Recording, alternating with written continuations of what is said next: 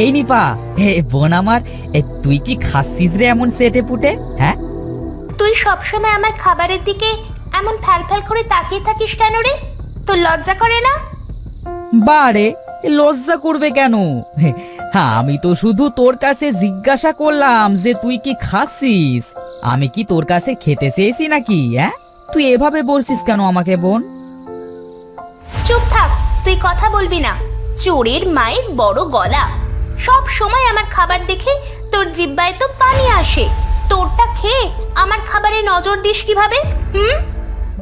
বোন আমার, তুই থাম এবার। তোকে তো আমি কিছু বলিনি, তুই আমার উপরে এমন রাগছিস কেন?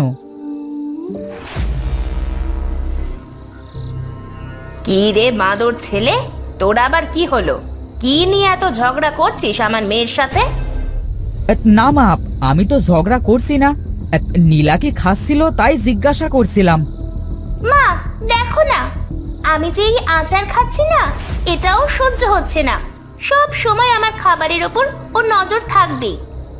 যা এখান থেকে বাঁদর ছেলে, আমার মেয়ের পাশেও ঘুরবি না। হ্যাঁ, আমার সাথে তোমরা সব সময় এমন করো।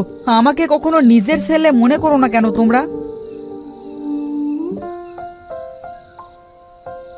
কি হয়েছে তোমাদের? সবাই এক জায়গায় দেখছি, তা আমার ছেলে মেয়ে দুটো কি করছে? হ্যাঁ, কিছু না বাবা, আমরা সবাই গল্প করছিলাম, তাই না মা? বলো। হ্যাঁ হ্যাঁ, আমরা তো এক জায়গায় বসে গল্প করছিলাম, তোমার কথাই বলছিলাম। কখন আসবে তুমি বাজার থেকে? তা বেশ ভালো হয়েছে। হ্যাঁ, অনেক রাত হয়েছে। হ্যাঁ, চলো আমরা সবাই খেয়ে ঘুমিয়ে পড়ি।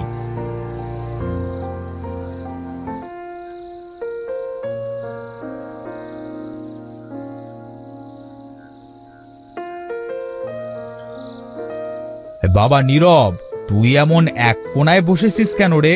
সরে আয় আমার কাছে। আর তোর লেখাপড়ার কি খবর? ভালো বাবা, এবার পরীক্ষায় দেখো আমার অনেক ভালো রেজাল্ট আসবে। বেশ ভালো কথা, শুনে খুব খুশি হলাম। যা, খেয়ে দে, তোরা ঘুমিয়ে পড়।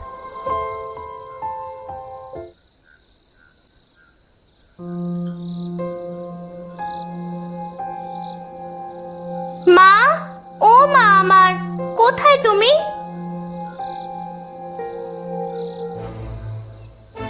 কি হয়েছে মা, এত রাতে ডাকছিস কেন? মা দেখো, আমার না কেমন বমি আসছে।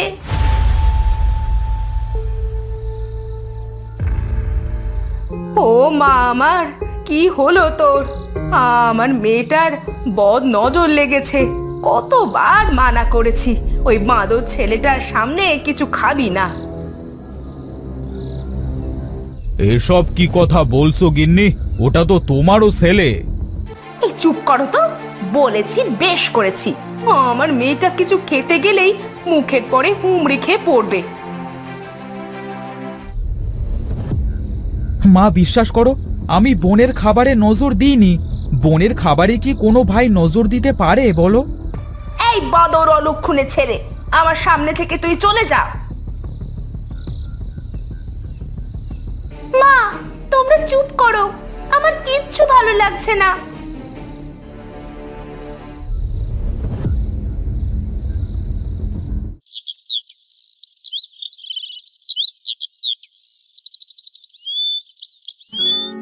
ওগো, আমি এখন কি করব?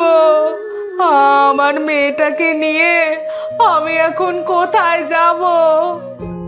শান্ত হও গিন্নি, শান্ত হও।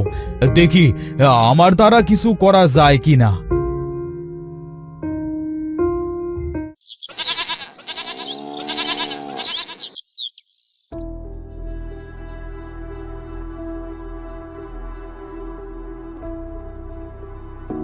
আপনার মেয়েকে তো ভালোভাবেই চেক আপ করলাম, কোনো রোগ তো দেখতে পাচ্ছি না। ওই ওষুধগুলো দিয়ে গেলাম, হ্যাঁ, খাইয়ে দেখেন কি হয়।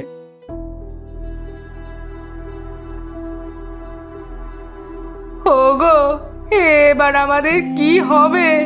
এই কয়দিনে তো কত ডাক্তার দেখালাম, কিন্তু আমার মেয়েটা যে সুস্থ হচ্ছে না। মা, তোমরা ভেবো না, দেখি আমি বোনের জন্য কিছু করতে পারি কিনা। কত জায়গায় তো দেখালাম মেয়েটাকে, সুস্থ তো হলো না। তুই আর কি করবি বাবা? তোর কিচ্ছু করা লাগবে না। তোর জন্যই আজ আমার মেয়েটার এই অবস্থা। বাবা, আমি যাচ্ছি। যতদিন আমার বোনের জন্য ভালো কোনো ডাক্তারের খোঁজ পাবো না, ততদিন আমি বাড়ি ফিরবো না।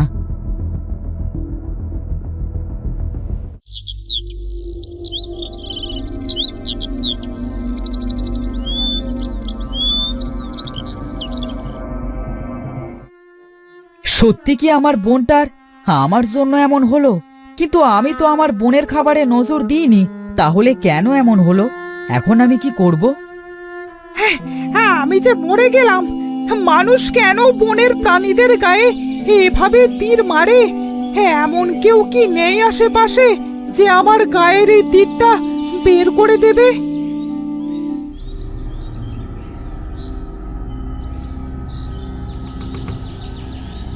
আহারে, কে মেরেছে তোমাকে এভাবে?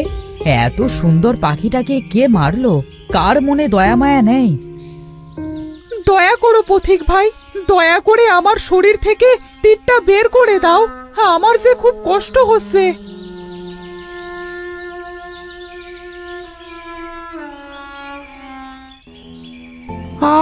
তুমি অনেক ভালো গো।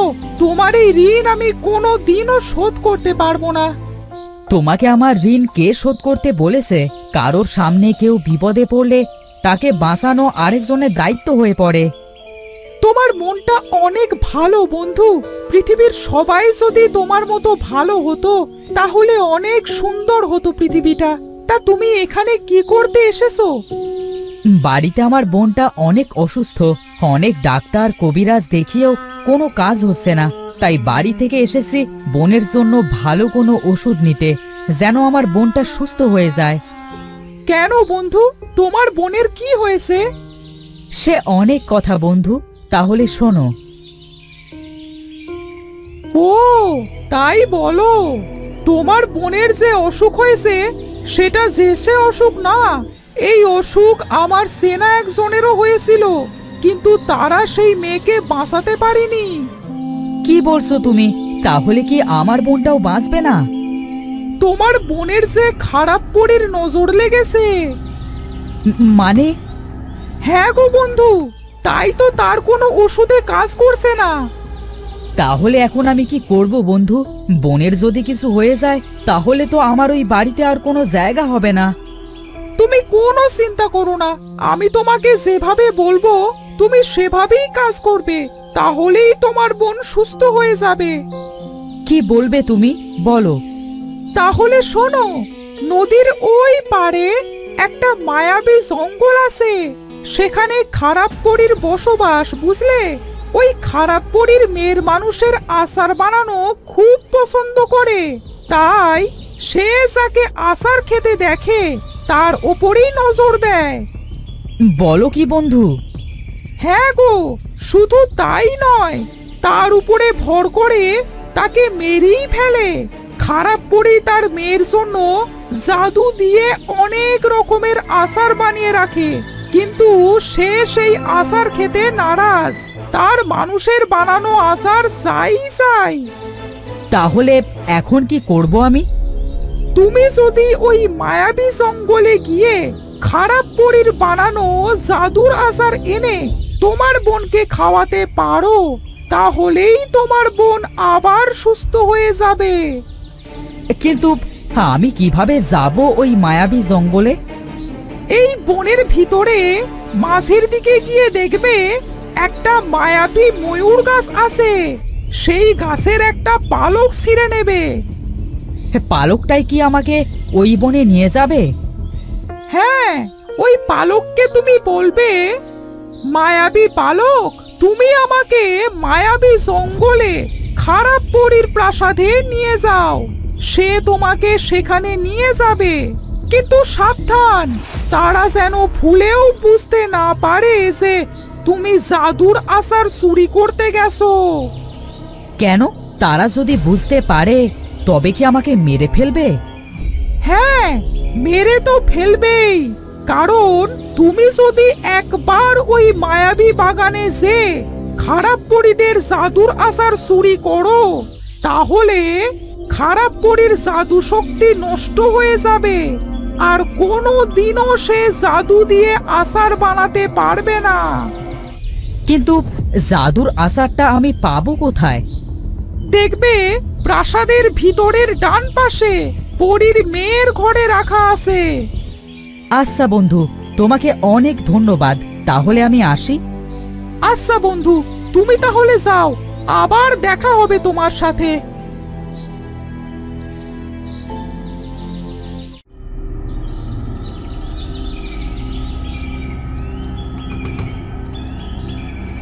পালক, তুমি আমাকে মায়াবী জঙ্গলে খারাপ পরীর প্রাসাদে নিয়ে যাও।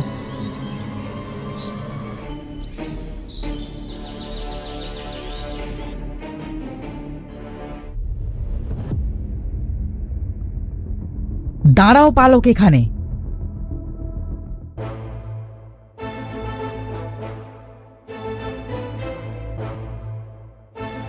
মা, তুমি এভাবে আর বাইরে বাইরে ঘুরো না, না জানি তোমার আবার কখন বিপদ হয়ে যায়।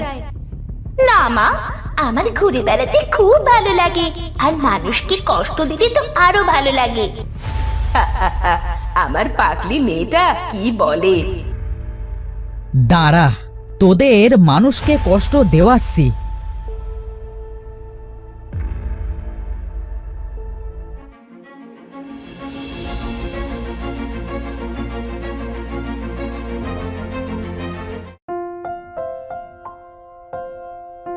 পালক, এবার আমাকে আমার বাড়ি দিয়ে এসো।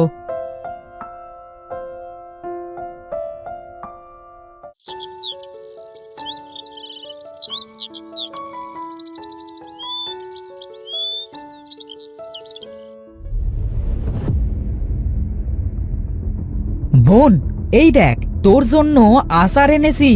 এবার তুই সুস্থ হয়ে যাবি। আমার মেয়েকে তোর দেওয়া এই আচার আমি খাওয়াবো না। না জানি তুই আবার কি আচার নিয়ে এসেছিস আমার মেয়েকে মারতে। আমার মেয়ে আগেও এই আচার খেয়ে এমন অসুস্থ হয়েছে। আহা গিন্নি, কি বাজে কথা বলছো? আগে তো দেখবে ছেলেটা আমার কি নিয়ে এসেছে। মা, এটা জাদুর আচার। এটা খেলে বোন সুস্থ হয়ে যাবে। আমি তোমাদের সব পরে বলছি, আগে তো বোনকে খাওয়াতে দাও। নে বোন, হাঁ কর, একটু কষ্ট করে খা, দেখবি এখনই সুস্থ হয়ে যাবে।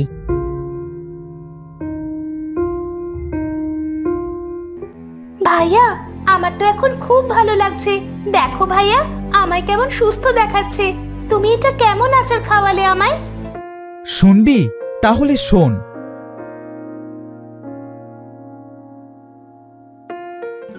ভাইয়া, তুমি আমার জন্য এত কষ্ট করেছো। ভাইয়া, তুমি আমাকে ক্ষমা করে দাও, আর কোনোদিনও আমি তোমার সাথে খারাপ ব্যবহার করব না। বাবা, তোর কাছে ক্ষমা চাওয়ার মতো মুখ আমার আর নেই। তারপরেও তুই আমাকে ক্ষমা করে দে। তোর প্রতি আমি অনেক অন্যায় করেছি। না মা, তুমি কোনো অন্যায় করোনি। আমি তো তোমার ছেলে, তুমি আমাকে বকতেই পারো। তোমরা সবাই এবার কান্নাকাটি বন্ধ করো। আজ থেকে আমরা আবার সবাই সুখে শান্তিতে বাস করব। হ্যাঁ বাবা, ঠিক বলেছো। আজ থেকে আমরা অনেক ভালোভাবে থাকবো। চল ভাইয়া, আমরা বাইরে খেলতে যাই।